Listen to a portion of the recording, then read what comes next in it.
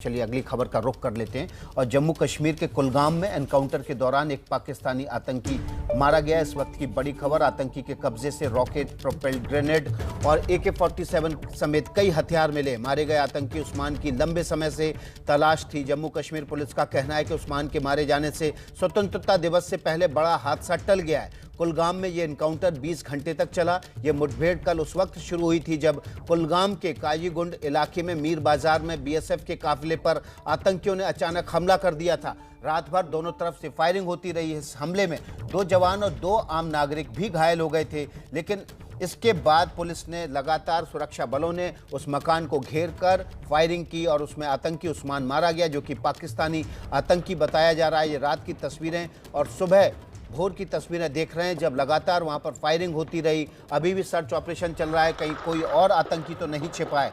ये वो मकान जिसमें जाकर ये आतंकी छिप गए थे और फिर सर्च ऑपरेशन इस आसपास के इलाके में किया गया है। लगातार 20 घंटे चले ऑपरेशन के बाद एक आतंकी उस्मान को मार गिराया है। भारी मात्रा में यहाँ से हथियार बरामद हुए, रॉकेट लॉन्चर, हैंड ग्रेनेड और AK-47 राइफल बरामद हुई है। सुरक्षा बलों का कहना है कि उस्मान की लंबे समय से तलाश थी और उस्मान के मारे जाने से 15 अगस्त पर एक बड़ा हादसा टल गया है। ये तस्वीरें आप देख रहे हैं वहाँ की ग्राउंड जीरो की, जहाँ पर यह ऑपरेशन सुरक्षा बलों ने चलाया था। आतंकी के पास से जो जैकेट बरामद हुई है उसमें कौन कौन से हथियार छिपा कर रखे गए हैं, ये उसका वीडियो है। और साथ ही साथ एक rocket launcher, AK-47, hand grenade जैसे हथियार बरामद हुए हैं। एनकाउंटर खत्म होने के बाद कश्मीर रेंज के IG विजय कुमार ने कुलगाम हमले के बारे में पूरी जानकारी दी है। सुनते हैं क्या कहा। देखिए, 15 अगस्त 26 जनवरी के पहले इनपुट जनरल रहता है और हम लोग पुलिस सिक्योरिटी फोर्स अलर्ट थी। जब BSF की कन्वॉय आ रही थी, एक बड़ा सा जो बिल्डिंग है वहां से 2 टेररिस्ट अंधाधुंध फायरिंग शुरू किया। उसमें हमारा कोई इंजर्ड नहीं हुआ। सिक्योरिटी फोर्स ने उसको पूरा घेर लिया। इनकाउंटर जारी हुआ। रात में GOC विक्टर फोर्स मैं खुद वहाँ मॉनिटर किया।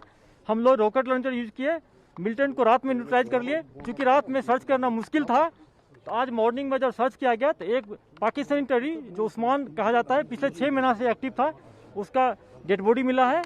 और वहाँ से बहुत सारे सामान मिला, AK-47 मैगजीन, ग्रेनेड, RPG-7 का जो रॉकेट लॉन्चर ग्रेनेड मिला है। और ये इंसिडेंट शो करता है कि कितना बड़ा हादसा करने वाला था।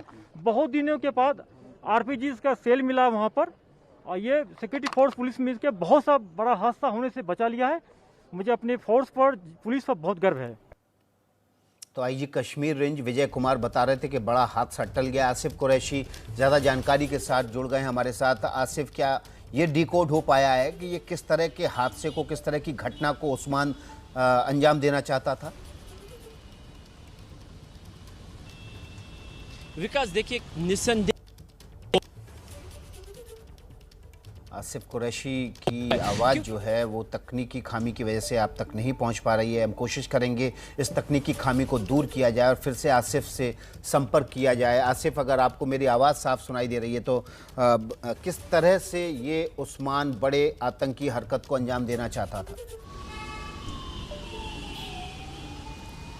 विकास, देखिए, जिस तरीके से सुरक्षा बलों ने अब साफ किया है कि एक बहुत ही बड़ी घटना को होने से रोक दिया गया है, क्योंकि कई सालों के अंतराल के बाद मिलिटेंट्स के पास से RPG रॉकेट लॉन्चर और RPG शेल मिले हैं, जो कि साफ जतलाते हैं कि एक रॉकेट अटैक होने वाला था कॉनवॉय पर। इससे पहले भले ही मिलिटेंट्स ने फायरिंग करके सुरक्षा बलों की कॉनवॉय को निशाना बनाया हो या IED का इस्तेमाल करके कॉनवॉय को निशाना बनाया हो, लेकिन आज जिस तरीके से इस घटना को अंजाम देना था उसमें रॉकेट प्रोपेल्ड ग्रेनेड यानी शोल्डर फायर्ड रॉकेट लॉन्चर का इस्तेमाल करना था और सुरक्षा बलों की गाड़ियों को निशाना बनाकर एक ड्रामेटिक इवेंट करना था। यानी कहीं ना कहीं 15 अगस्त के आसपास जो इनपुट मिला था कि श्रीनगर के पंता चौक से काजीगुंड के बीच में किसी जगह पर हाईवे पर सुरक्षा बलों के कॉन्वॉय को निशाना बनाया जा सकता है, उसी की कड़ी था उस्मान के बारे में बता दूं कि पिछले 6 महीने से दक्षिण कश्मीर में ये सक्रिय था, लेकिन कश्मीर घाटी ये सरहद पार से कब आया था ये साफ नहीं है।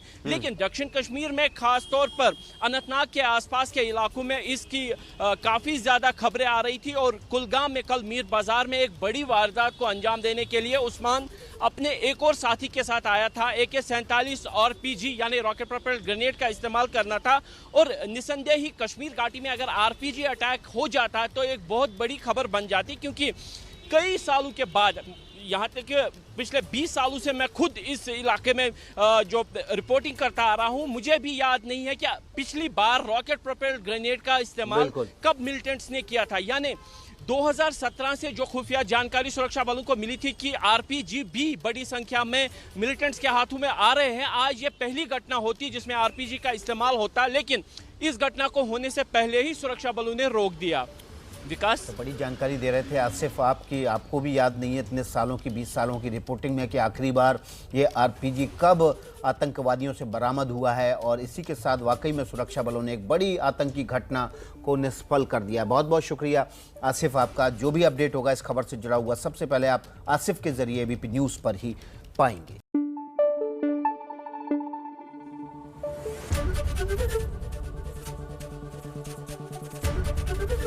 ABP न्यूज आपको रखे आगे।